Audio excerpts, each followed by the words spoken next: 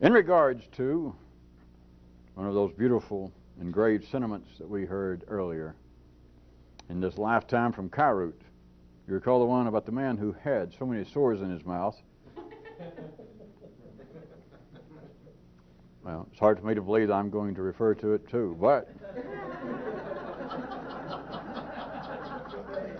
it had a certain impact when it was read that I could not resist attempting to cash in on, or upon which to cash in. But you remember there was a man who had so many sores in his mouth that he took a certain kind of remedial action, which in contravention, or at least in parallel to a person mentioned tonight, this other guy's action may be putting a whole new spin on man's attitude toward the logical and the reasonable. Go back to the main course. The man who had so many sores in his mouth that as one attempt, he simply renamed his oral cavity his sore. You recall? And then said, in his sore, he had a little painful mouth. And you also recall, the tagline was that a passerby, observing all this, noted, aha, it is true that there is a way out of everything, except sometimes it puts you in deeper. Now, that's more or less what the Kyroot was. Is it just mere nonsense? Now, I was going to ask you to consider that kind of story in parallel with everyday affairs. Now, consider our man in the Kyroot. He still has, regardless of what he said, he still has a mouthful of sores. Although he says now he has a sore full of mouths, let's say, or at least as far as the Kyroot started, he went insofar as to say that he had one. But to consider the position in which our man is back in the ordinary world of the city, he now has still a mouthful of sores. But plus, ta-dum, plus he now has the added difficulty of being able to directly diagnose it himself. He has now a built-in real problem of ever trying to describe this, let us say, to a doctor to try and get some treatment. Do you understand? Without me dragging this down to the crudest possible level, because it's going to have to do with the way the intellect works, of course, and has nothing, or almost nothing, to do with dental health. I know many of us always want to confuse that with mental health, and someone wrote me, though, and said that there was definitely a distinction, and I should keep it in mind, so I try to. But now consider, right quick before we get into a certain kind of very inherent city, street level use of euphemisms over a wide range, not just specific words, but consider our little story. This man, you all laughed, or it was a good hearty laugh when it was originally read, guy with a mouthful of sores. And then as a kind of, and you can go ahead and smile and grin to start with when you first hear it, then as some sort of, and if we were sarcastic, we could say some kind of dumb, some kind of ragtag mental idea that, well, I can overcome this, because we're assuming he's having problems overcoming the mouth sores. So instead of dealing with that in some other way that might be possible, he simply announces, aha, this is not my mouth, this is a sore. So now notice from one view the kind of immediate progress, self-treatment the man has made, because by so saying, he cannot say now that he has a mouthful of sores. He can't say that he has even a sore in his mouth, because he has renamed it. And so at first blush, if you are good and strange enough to follow any possible metaphorical use of this, he has, from one view, made a certain kind of progress, because the man no longer has a mouthful of sores. Not at the factual level. If his mama was a rabbi and rushed up, jumped out of a bush on him and says, tell me the truth, do you have a mouthful of sores? He could now truthfully say, Dear Mama, I do not. You understand? So in one sense, the man has made instant progress. And for those of you who may be getting disturbed and thinking about root canal work, forget this, even before I tell you, forget this about being individual people and mouthful of sores. Consider it to be the neighborhood expansion, the beautiful growth of city life. The uncontrollable mishmash of zoning laws within one's own neural system as reflected by the greater needs of all of the humanities, cosmopolitan expansion, so as you're not sure what's happening. But thanks be to Murgatroyd that we're here and we can straighten it all out. So the man has, from one very real view, although you're smiling and laughing, he has made an instant quantum leap.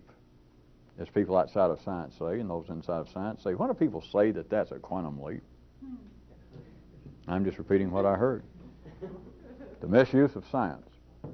But this man has made great progress instantaneously by simply announcing that this is no longer his mouth. It is a sore. So you see, from one view, immediately he has wiped out him having the, quote, problem of a mouthful of sores. But the man is not an absolute deranged citizen of Everywhereville. He is still experiencing, let us say, a certain amount of oral discomfort. So he now says, immediately after, in a sense, having cured or moved the problem into a whole new area, because he can no longer have mouth sores if this is not his mouth, so the mouth is now sore. That's what he calls it. But he was truthful enough that he said, in my sore, by the by, I seem to have this little painful mouth. So he has admitted that there still seems to be, at some actual level, although he's changed the factual game, at some actual level, there is a certain amount of unpleasantness, which he now says, which he calls a little mouth, like a little fever mouth, or in his sore. So from one view, you could say that the man has made great progress without the help of modern dentistry. And not absolutely, from one view, gone bonkers. That is, the man did not drink a half a gallon of Paragort. He did not take a strange drug or hypnotize himself and say, I am now a butterfly and butterflies do not have mouth sores and therefore don't. Nothing insane. The man is still sane enough. He's suffering, he has problems, but from one view he's made some progress because he went from having a mouthful of sores to having a sore with at least one painful mouth. But what has he done over a longer range? And that was the part that I put behind the words. He has now interfered from any, made it more viscid for him to make a direct diagnosis of himself. Assuming that he hears this and he goes along with it. That I now have, this is my sore, and in it I have, I'll admit, a painful mouth. He is still living in the midst of the city where everyone else under his same conditions have a mouthful of sores. But now he, let us say, is the singular entity in that one city who has a sore full of mouths.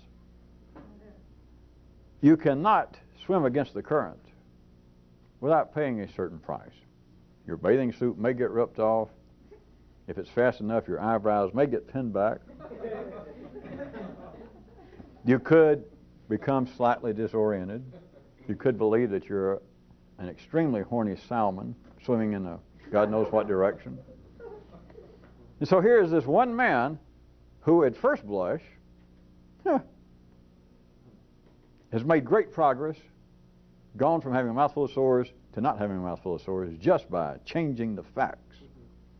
But the act's still there behind it, so that he will now admit, I do not have a mouthful of sores, but I do have a sore with at least one painful mouth in it.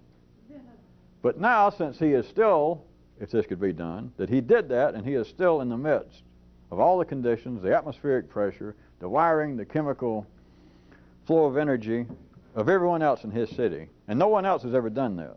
If they heard about it, they'd say, boy, how goofy, being the exact scientists they are. And so he would be all alone in saying this. Even in the privacy, if this was an ordinary man doing this, because all you got to do is check with your own nervous system. If this was an ordinary man doing this, he would then be,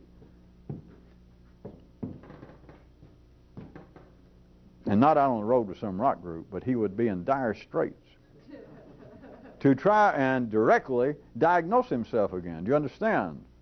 Now, if we can push this far enough, which not just one direction, but now to jerk it somewhere else. You understand, from one view, if you're hearing this, if somebody did this and an ordinary person were listening to this, they could say, wait a minute, that's some kind of self-delusion you're talking about. You're talking about a man going from mouth sores to a neurosis, and that you're about to even skate over into the big area of the P, the psychosis. That you're saying, well, the man just so deluded himself that for whatever reason he was too cheap to go to a dentist, or he's frightened of drills or men in white coats, that he just said, well, wait a minute, I don't have a mouth full of sores. What I've got is a sore full of mouths. Now, you're just saying, I'm still speaking for ordinary people, ordinary intelligence. They could say, all you're saying is a man who went so far that he's now deluded himself. Be like a man who, cut off a finger, and he's afraid to go to a doctor. He can't stand stitches. He doesn't like to hear music, so he don't want to go to a doctor. And so you can say, well, the guy says, oh, I didn't cut off my finger. It's always been like that. And he stands there and bleeds to death. And I'm still ordinary intelligence talking and saying, well, that's all you're saying. No. It's more subtle than that. That's all true enough is why I can say it. But imagine this man, and may I suggest again, can you get away from the literal mouth and sores? Because this represents the way the intellect works. The man has rearranged the facts, and in one sense got to step up on himself that he no longer has a mouthful of sores. He just no longer has it because he changed the facts of it. But now, on top of that, and we also understand sotto voce, between you and me, that he still has mouth sores. But he says he doesn't. On the actual basis, he's got them. On the factual basis, he does not. Because now, at the best, he's got a sore full of mouths. All of that, if it could be done, and he is still standing upright, not encased in a fashionable straitjacket, still in the city, doing this on his own, he now has, trust me, additional problems. And not just some kind of self-delusion, because the way the wiring system, the schematics that run through all of humanity, is such that he would now have extreme difficulty in directly diagnosing his own problem. That is, he is now out of touch with it. And this is not just neurosis. This is not just psychological problems I'm talking about. I'm talking about the energy behind such things that are called delusions. It wouldn't be a delusion. If he did all this, it wouldn't be a delusion. But he would have changed the facts in such a way, the acts have not changed, but changed the facts in such a way that at first you could say, well, he's made some progress. But now the difficulty would be, admitting one more time, this could not happen in life because of the topography of 3D consciousness. But if it could happen, which I can make it sound like it could, if it could happen, his difficulty then is he cannot remember, and it's not psychological. I know that's the way it sounds to ordinary people. Once he does it, then he can't remember, is the way you'd have to say it, how it was. And if this was Psychology 101, people go, oh, that. It's not that. It has to do with energy. It's not a psychological game. But he could no longer directly diagnose what his problem was. Instead of problem, you can just say what the situation is, instead of thinking about it as being a problem. He can now no longer directly diagnose himself, nor, if you think there's a difference, nor could he, in the most efficient manner, seek treatment externally. That is, if he goes to a doctor, what's going to happen? Or if he calls and he speaks to a nurse, and she says, well, what is the problem? He says, well, I have a sore full of mouths. She says, you mean a mouthful of sores? And he says, hey, this is not Monty Python. I got problems. I got a sore full of mouths. What's the chance he's going to get? She's probably going to say, well, you do know that Dr.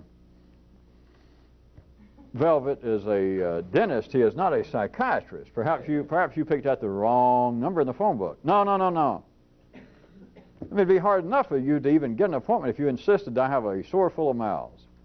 You understand? What if she even called the doctor and you said it's an emergency? You just don't understand. You've got to put him on the phone. So perhaps you can give him on the phone and you try to tell him. What's the chance that he's going to treat you?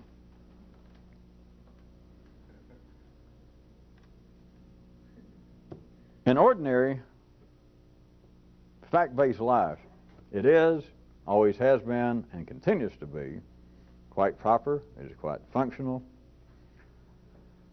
To use, humanity uses a kind of civilizing, a kind of social, ever-expanding, ever-shifting set of euphemisms without ever realizing their non-personal purpose and without being able to recognize their direct, unnoted allegiance to the needs of life. And those of you that can take quantum leaps, see, now I've done it too. Let us go from the placid world of dentistry into other great areas, the great social movements of man, the great historical flows and ebbs, the many things that once you get past it being the illusion of current events, that you do look upon the history of man religiously, socially, artistically. You are faced with a continuing chorus line, always changing like it's the chorus line, not the original play, but all the many road outfits, and you don't know who's going to show up on any given night. There's no guarantee. That is what these kind of social euphemisms are. Is the mind looks back, the kind of energy available, it looks back and it calls. Mouths full of sores, sores full of mouths. But once it gets into the institutional, wise movement of energy, then it's no longer any sort of immediate problem, that is, in my made-up example, of a man, an individual, calling a mouthful of sores a sore full of mouths and then not being able to deal with it right then, or at least having additional difficulties. In fact, in spite of the fact that at first you could say, well, hey, he almost made progress because he didn't have a mouthful of sores anymore. Right. Except for this. He's still got the mouthful of sores, plus he got new problems. Historically, there's no way that you can wave this and anybody think that they see a vexillium, a sign of the times. It's invisible because if you look back once these kind of social institutional euphemisms have occurred, there is no one, there's no intellect. Oh, there can be people here and there. You might be one of them, but now. But there is no widespread need in life for anybody to look back and say, wait a minute, what we're looking at is not some country, not some epoch that had a sore full of mouths. Those people had a mouthful of sores. No attack, no offense, everybody gets a sore every now and then. But we have misnamed this, or they did. Something between there and here, they began to call a mouthful of sores a sore full of mouths, which to many genteel ears sounds much better. They began to say things about, I don't have to put up all this crap. Whereas somebody looks back and says, wait a minute, that's not what they used to call it. And the more specific, if evidently we need to, even though it's not our interest in the verbal, tangible psychology, as it's called, of this, if any of you think that you're missing it again, how about, and it's no social criticism for you people out there, it's no attack on psychiatry and blah, blah, but how about this? Here is a very specific way that this works. At one time, don't ask me when, but at one time, men spoke of having character flaws, if not about themselves, by God, about their neighbors, or those who were one-eyed and limped and we're inclined to poetry, they might say all of humanity has certain character flaws. Or they spoke of them, just slightly shifted over, or they spoke of these character flaws as being as being tangible demons, actual spirits. But they meant spirits back then, and they might be invisible and kind of jump around. They don't have to ride mass transit to get places. They can do all kinds of demonic things, but they were actual beings. All religions are full of them from east to west. Now, just change. Now in some areas, the character flaws would be more readily probably spoken of as being due to unconscious motivations. And a little more spin on all of it is rather than speak of a person's weakness, as some of you, if you're old enough, or hang around the outskirts of your city, people used to speak of character flaws, or so they'd talk about an uncle down the road they had, or some old neighbor. They might not be speaking with a great deal of vitriol toward the person, but they would say, well, you know, old Joe has always been a drunk. In fact, I think his father, I don't know, but you know, he's always been a drunk. He's rather harmless. He's never hurt anybody. But it just seems to be that some people, every now and then I used to have a drink. My old man used to have a drink. But some people seem to have some kind of, I don't know, what's a character flaw or some kind of weakness. And many people go, yeah, know what you mean. It was accepted that there was a kind of possibility in people that was not taken if they were not all that religious in a certain way. It was not taken as being a mortal or venal sin of some kind, but it was simply a kind of weakness. But now consider the way things have shifted. It hadn't just happened today, by the way. It happened thousands of years ago, and it still coevally exists. But now the parts I'm mentioning are beginning to lead the dance. And ideas of religion, demonic possession, are beginning to have to dance backwards. You know. But what you have, for instance, today is a great example of this kind of weakness, is people will speak of, it's not an individual's fault. It's the way life is getting wired, especially in our part of the world, but they will speak of drugs, alcohol, wife abuse, child abuse, gambling, as they no longer necessarily speak of it as being a character flaw. They don't necessarily speak of it as being that there's actually a demon of cocaine that will come and get you, a little spirit that Satan sent out. But they will speak of it now in a kind of new factual way. That they will speak about the inclination to beat up on women, to take cocaine to the point that it interferes with one's everyday life. They speak of these now not as demons, but they will speak about them as though they are a viable, tangible, not a demon, they won't say that, but it's now like an external plague of some kind, that it is its own entity.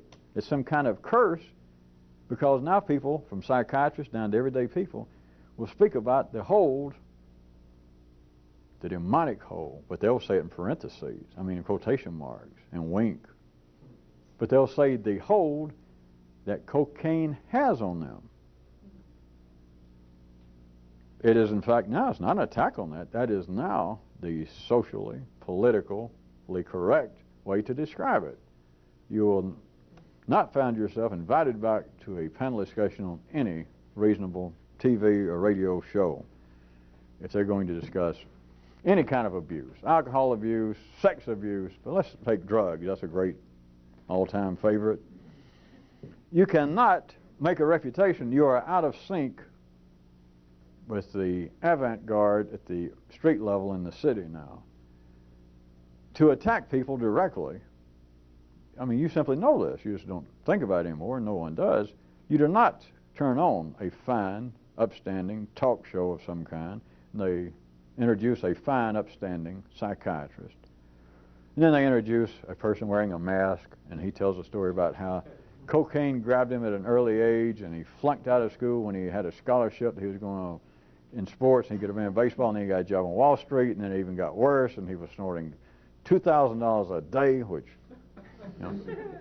You ever notice everybody on every show it snorts at least? They look back and they say, well, at least $1,000 a day, and you find out that they were a cab driver. But it seemed to reach some kind of level that they're not going to invite you.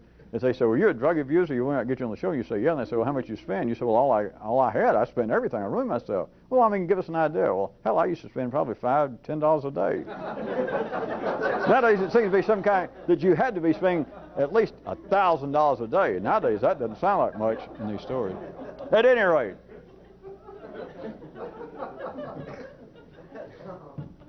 tell me they don't have cut-rate corners somewhere. At any rate, the person, this blindfold person, he'll say, well, it ruined my life. Cocaine had a hold of me and blah, blah. So then they'll say, well, now let's go to the psychiatrist, a man who's been doing a great deal of work, and let's see what he has to say. And he will begin to talk about, and he might bring in social pressures. He might point out the man's background. He may point out what social bracket he came from. He might say, I'll bet you that your parents were either heavy drinkers or in drugs. You know it's a good chance the guy's going to go, yeah. In case you people don't know how hypnosis works, how you can go out to a nightclub and drunks can be hypnotized. You just go, are you under a spell? If you're under a spell, bark. The guy goes, arf. In case you don't know. So, any of you who have ever wondered about that? It can't be helped. If you think it can, you go out there and fake being drunk at some nightclub where they have a hypnotist, and you volunteer and get up there and say, the guy goes, he says, all right, when you're fully under and you'll do anything I say, meow. And tell me, you come back and tell me that you stood there and went, or that you stood there and went, what do you mean? I'm not under. You'll go, meow.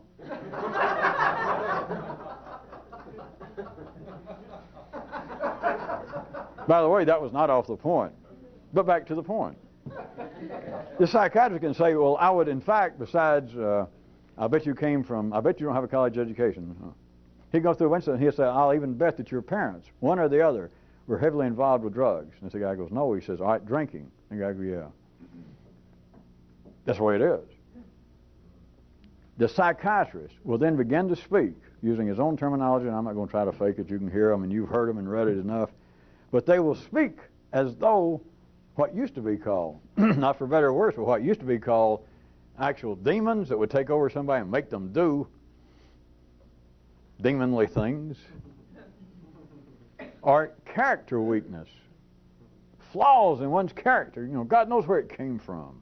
They use that term before you had psychiatry as an institutionalized profession, but they just referred to it that some people are born, some people are born blind in one eye.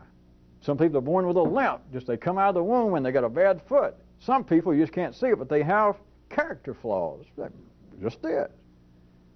Nowadays, what used to be called demonic possessions of some kind, what used to be called actual character flaws or weaknesses of some kind, are no longer any of that, except that if you can hear, it is a kind of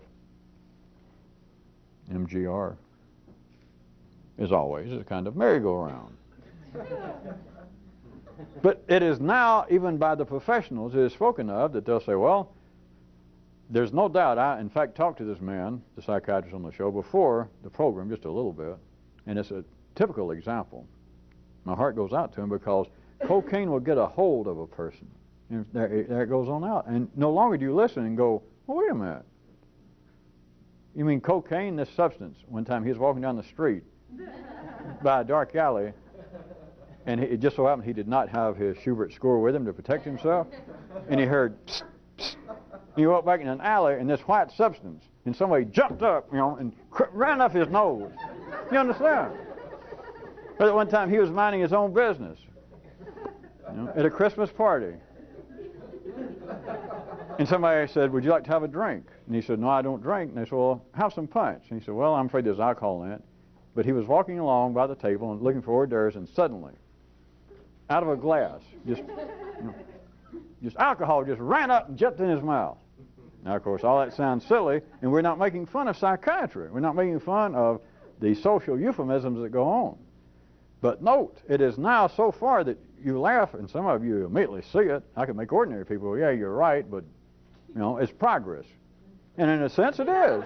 No, it is. As far as any kind of revolutionary thought, it's not. But any change in life is progress, you've got to understand. And so now instead of saying, well, the man's a drunk, the man has alcohol has now caused him a problem. But from one quite real act-based view, you do understand alcohol could not cause a man a problem unless you're going to believe that alcohol is going to jump up, you know, and pry your mouth open, that the spirit of Jack Daniels is going to jump off of a, or Clem Motlow, if they had his drawing on a label, would jump off, and it's going to force itself on you. But it is now spoken of. It is part of the wiring system of ordinary humanity that you speak about, the problem that cocaine, the president, all sorts of people say we have got to do something about this continuing plague of cocaine coming into our schools. You know, that you look down and sure enough, not roaches anymore, see, you know, little cocaine's coming into our schools. It's coming into some of our better schools. I guess in our better schools, maybe they wear little prep ties or something, you know. The little cocaine, that, you know, it's everywhere. You got to watch it or it'll jump up your nose and run your life.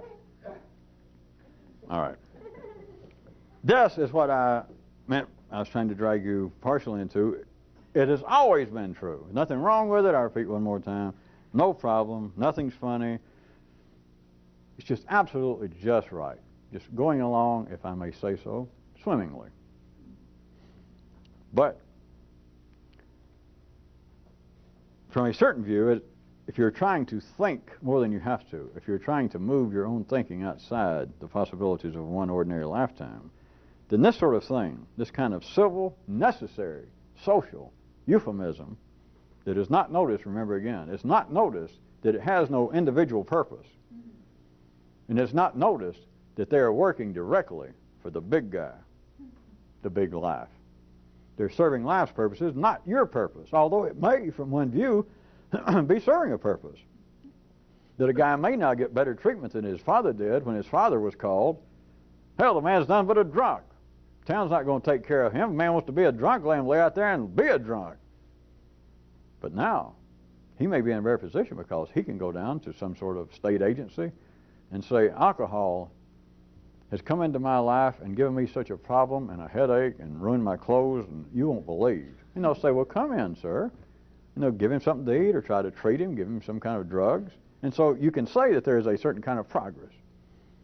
But if you're trying to do something on your own, you have got to see that it is a meaningless movement for any individual, because the purpose is not for the individual. Even though the one guy, you understand, may say, we could say, if we're ordinary, well, wait a minute, change of attitude toward chemical dependency has made such strides that we can now more effectively, more humanely treat this man than we could his father when they just dismissed his father as being a drunk before they understood that alcoholism is an illness, that alcohol can get such a grip on a man's psyche, blah, blah, blah.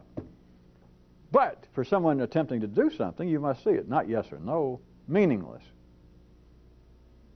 What if you were, if we could do this simultaneously, surely you can follow this right quick, what if we could have somebody that was a coevally running at the same speed, a dyed-in-the-wool, really running, put your head down and run at trying to be a neurorevolutionist, plus you had a severe alcohol problem.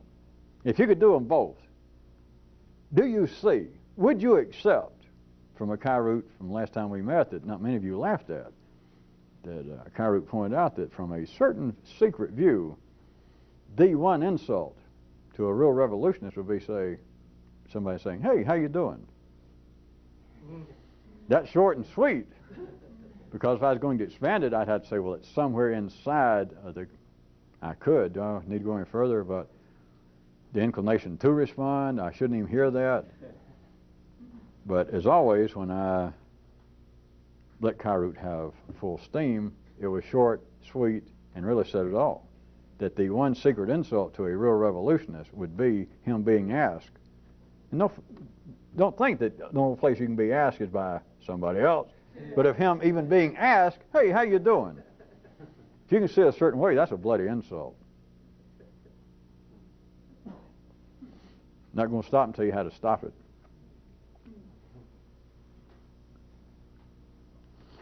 But if, back to what I was going to say right quick, if you could see, if somebody was actually a full functioning operational revolutionist and at the same time had a drug problem, do you understand that there would be no solution? You can't have it both ways.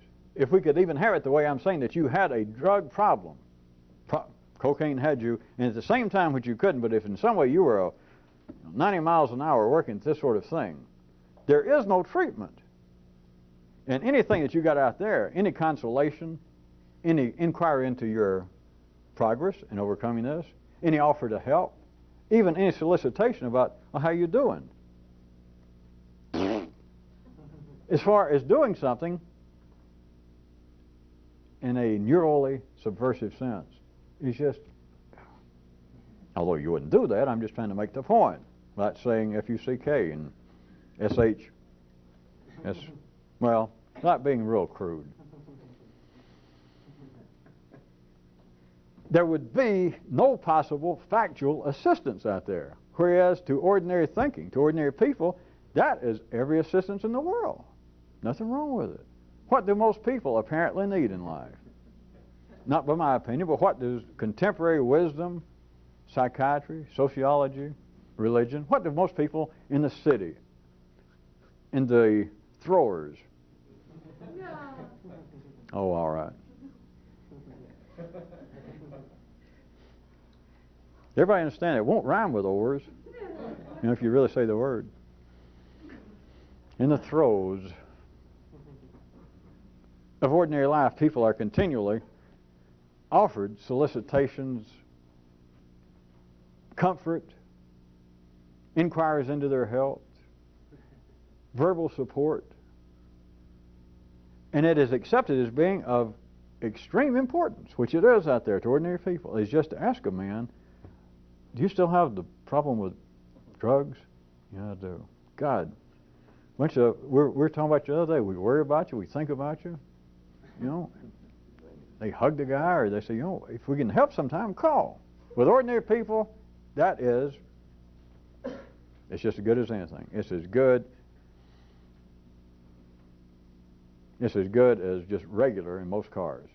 It's as good as anything else. And in fact, you may be obliged, it might be proper for you to do that to somebody. But if you are a revolutionist, that stuff don't fly.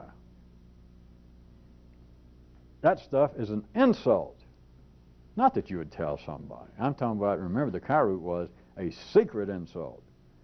And not because they did it, but if you heard it and you're a real revolutionist and somebody says, is bad old cocaine still got you? Are you still suffering over that? And just even for a split second, you went, yeah. There is the insult. They didn't do it. But if you heard that and you took it at all, that in some way this is some help, this is in some way comfort, this is in some way meaningful to me, that is the insult. That is one of the few insults, but notice, there's nowhere to look. It was a kind of, if Cole Porter will forgive me if it was him, instead of dancing in the dark, it's dancing in the dark. That is, it's you, and it's so dark you think you're dancing with somebody. The person that says, has that nasty old bourbon still got you? Do you still have, are you still suffering over so-and-so? And you think, you know, somebody does care. Whatever you think factually. It is, in a sense, dancing in the dark so much that you do not realize for a second, even if you were a revolutionist a few seconds ago, you now do not realize, and you are truly dancing in the dark. Not what Brother Cole meant about, you know, lovers and the lights low. You are, my friend, dancing in the friggin' dark. That is, it is so dark you're dancing, and now the insult is not because somebody's stepping on your toes that went, are you still a drunk? Are you still suffering over? It's not that. You're now stepping on your toes. You're dancing in the dark, so dark that you don't realize it's me dancing with me. That would be the revolutionist view. That is the secret insult. For someone to say, how you doing? The revolutionists, you can't do this verbally, but here I am doing it. The revolutionist, not to somebody else, but to his reception of it. The only response is, don't ask me how I'm friggin' doing. Not to other people. You're talking to you as best you can. Don't ask me how I'm doing. And of course people can't unless you'll listen. Because if you don't listen and respond at all, if somebody just says, oh, are you still sick? And just for a split second, if you go, well, and then you catch it, for that split second, you're insulted. Not by them, because you can't stop that. It's not even your business. You're not even supposed to stop that. From any ordinary view, of course, it should be welcome. It shows that people care. Then somebody said, well, how are you? Well, they did you no harm, but it is a secret insult for you to entertain the energy behind such as that and to grasp it, because then you're not dancing in the dark. You're dancing out in the light. And you're dancing with a partner. The real revolutionist would be, God, can I pull metaphors apart? You're dancing now with a partner that a revolutionist would be mortified to be caught with. Which don't try and picture, who would that be? Anybody! Everybody! Which would be me tolerating that. Them saying, that is life saying, how you doing? Too late. It's none of your business how I'm doing. Not to them, to you. What am I doing playing what kind of guy am I?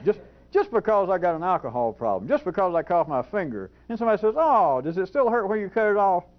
You go, well, what the hell with that? It's gone. Yeah, but ordinary people, they're supposed to come up and say, well, let me kiss. Oh, well. Can you in 3 minutes, or can we together, dancing in the light? Note that we're not talking about cut off fingers, we're not talking about people being nice to one another, we're not talking about mouth sores. We're talking about the way the energy runs through life. The arrangement, right quick, we don't have time, but the kind of things our people, these social, institutional euphemisms, it is a curious kind of spin on what I've already described to you in another way for our own purpose. It was a curious kind of spin.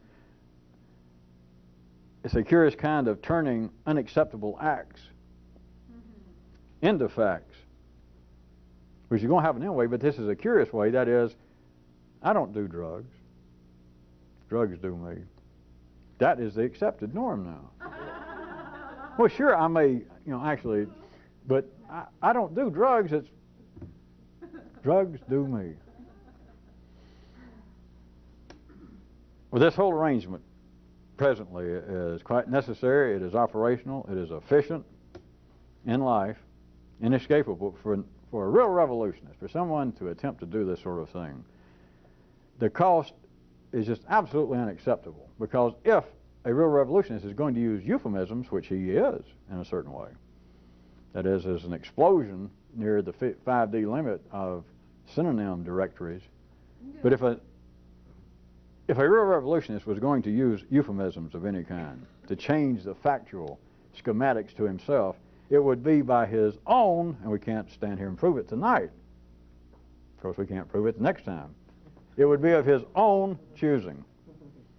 Not those that are available, not those that are socially acceptable, not those that are institutionally implanted in man. If you were going to use, speaking of you now, individually as a real revolution, if you were going to think in such a way euphemistically, it would be because you knew what you were doing, that you picked it out and you did it. But that's it. The rest of it is unprofitable. A real revolution cannot speak in conflict with his own, or he cannot let these kind of euphemisms, no matter how widespread and acceptable, that a whole religion, a whole nation, a whole universe may accept this euphemism. Well, now drugs do me. Or now whatever it is. But now, people no longer, we've made such progress, people do not have a brain full of sores, now people have a sore full of brains. Whatever it is, the real revolutionist cannot let that kind of automatic, institutionalized euphemism operate in him. He cannot function with that kind of energy, Because if he picks out any, it's got to be his own choosing, and it cannot come in conflict with his own direct, simple talk to himself.